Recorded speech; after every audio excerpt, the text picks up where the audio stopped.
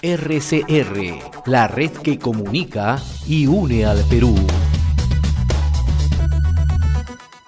Vamos a trasladar hasta el Cusco y le agradecemos la amabilidad que tiene con RCR al doctor Manuel Montoya, reconocido médico infectólogo, presidente de la Federación Médica del Perú, región Cusco, por atender esta comunicación con RCR, Red de Comunicación Regional. Doctor Montoya, qué gusto saludarlos, como siempre muy amable. Buenos días y gracias por la entrevista. Bien, ayer el presidente Francisco Sagasti ha anunciado que se ha concretizado la compra de un lote de 38 millones de dosis de las vacunas contra el COVID-19 del laboratorio chino Sinopharm, ¿no? Y además se ha suscrito un acuerdo para la llegada de un primer envío de 1 millón de dosis en el mes de enero. ¿Cómo analiza esta situación, ¿no? Y cuáles deberían ser los pasos a seguir ya una vez concretado ese acuerdo, ¿no? Bueno, lo que estamos viendo es una respuesta rápida, yo creo, frente a la presión, no solamente de los medios, sino también de la Federación Médica Nacional respecto a la exigencia de la renuncia de la ministra de Salud, principalmente por no haber previsto y no haber hecho los tratos previos para poder coberturar este importantísimo recurso que está usándose o se está implementando ya a nivel de una gran cantidad de países. Entonces, creo que ha sido una respuesta rápida. Respecto a la cantidad de dosis que se están enviando, hay que recordar que, si bien son más de 38 millones de dosis, las vacunas van en dos etapas, o sea, una primera y una de refuerzo. No estamos hablando de 15 millones, que aproximadamente cubriría un buen sector de la población.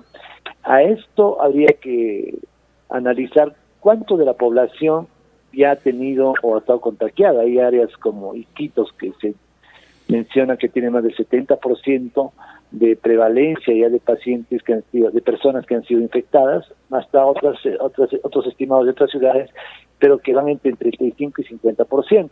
Entonces, esta población aparentemente ya estaría en cierto nivel protegida por haber tenido la enfermedad. Entonces tenemos un sector de la población que estaría que requeriría la vacuna, y esto tiene que ir en una forma gradual de los sectores más vulnerables, de los sectores más expuestos, de los que tienen mayores riesgos de complicación, hasta los sectores a los grupos etarios o grupos humanos que no tengan mucha complicación. Ahora, doctor, ¿ello qué significa, doctor? ¿Que las personas que han sido contagiadas ya no podrían recibir la dosis de la vacuna? ¿Eso es así o...? Claro, o sea, eso teóricamente eso debería de considerarse. O sea, si una persona ha tenido el contagio, no sabemos en cuánto tiempo, porque el tiempo todavía no tenemos ni un año de la pandemia, y no sabemos cuánto tiempo de protección efectiva tienen, o sea, cuánta cantidad de anticuerpos neutralizantes han adquirido cuando han tenido la enfermedad. Lo que más o menos se conoce es de que las personas que han tenido enfermedades mucho más graves generan más cantidad de anticuerpos que las personas que han tenido formas mucho más leves. Pero ¿cuánto tiempo de protección? Bueno, no se sabe, pero hay un nivel de protección definitivamente. Eso no es cuantificable, entonces probablemente eso lo sepamos ya en un tiempo mucho mayor. Por eso es que la fase 3 de la prueba de cualquier vacuna dura mucho tiempo, es lo que siempre cuestionamos, porque entonces todos estamos entrando en una fase de implementación a las personas que van a ser vacunadas para ver a lo largo del tiempo cuánto tiempo van a tener de protección, ¿no? Y en cuánto tiempo hay que revacunar. Ahora, en el caso de esta vacuna de Sinopharm, se están haciendo ensayos clínicos en el Perú. Vista esta situación, ¿cuál cree usted que debería ser la mejor forma logística de dosificar la vacuna, ¿no? ¿Quiénes deberían ser las primeras personas que reciban las dosis y si estamos en capacidad, sobre todo en zonas alejadas, ¿no? Claro, ahí hay un debate importante también, ¿no? O sea, miren, la Organización Mundial de la Salud menciona o dispone de que las vacunas tienen que tener, para que sean comercializadas e implementadas a nivel masivo, tienen que tener comprobadamente más del 70% de protección. Entonces, esta vacuna está entre el 87 y el 92% de protección. en algunos escritos y en algunos medios, básicamente países desarrollados, se habla de que son las vacunas hechas para sectores que no tienen capacidades, digamos, económicas fuertes, porque el costo es bajo, es de $2 a $5, a comparación de la vacuna de Pfizer o de la Moderna, que su costo está por encima de los $20. La capacidad logística es mucho más sencilla. Nosotros tenemos ya en nuestro sistema nacional de vacunaciones o de inmunizaciones, tenemos cadenas de frío ya establecidas para todas las otras vacunas que van entre menos 4 grados a 8 grados. Entonces, ese sistema de cadenas se pidía para esta vacuna. A diferencia de la de Pfizer o la vacuna de Moderna, que requieren temperaturas mucho más bajas, de menos 70 grados o menos de 40 grados para la Moderna. Y esto requiere una logística mucho más compleja. Y definitivamente no estamos como país para poder asumir esa logística para todos. Seguramente para algunas ciudades o algunos centros que estén especializados. Aparte de la que toda la producción de Pfizer ha sido comprada por Estados Unidos y ellos están implementando todo este sistema en su país. Entonces tendríamos acceso básicamente a la Moderna, que está produciendo en cierta cantidad ahora en asociación también con Sputnik 5, que es la vacuna rusa, ¿no?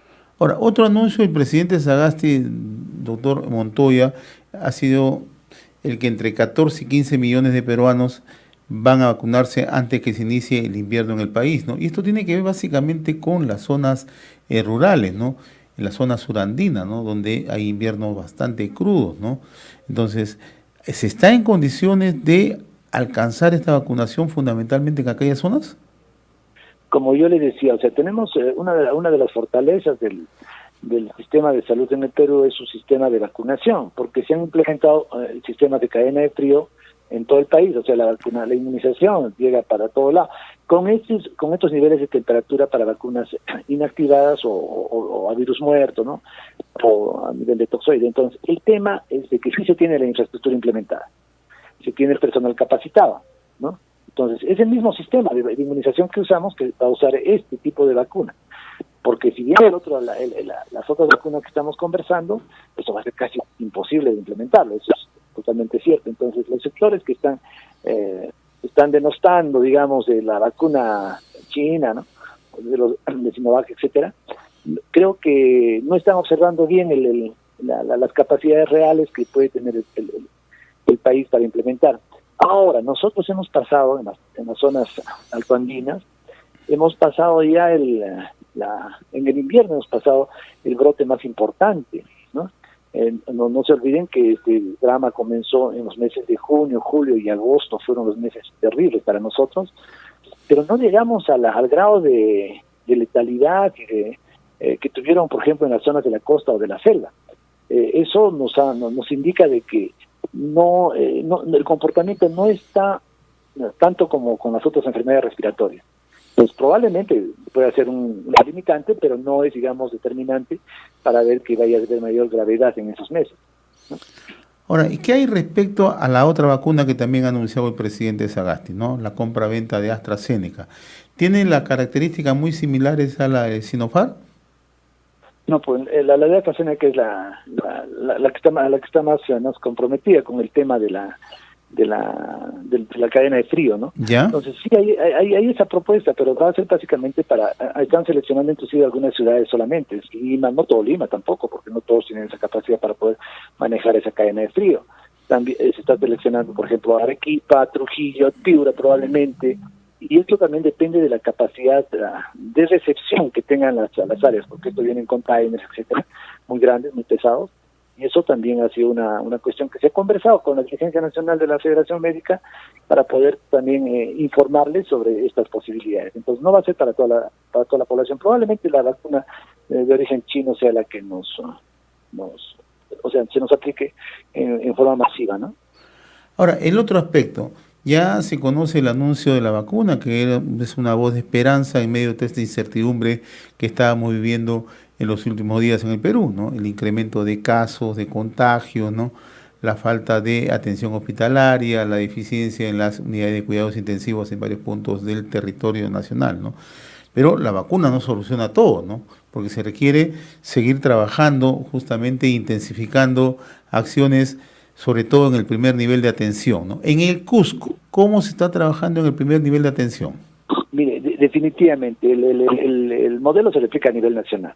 ¿Ya? O sea, nosotros estamos exigiendo, tanto Colegio Médico como Federación Médica, de que el primer nivel de atención tiene que ser el nivel donde haya la contención a la mayor cantidad de pacientes. No se deje a los hospitales a cargar toda la problemática que se puede venir con esta segunda ola. Y eso es evidente. No se está haciendo mayor trabajo en el primer nivel.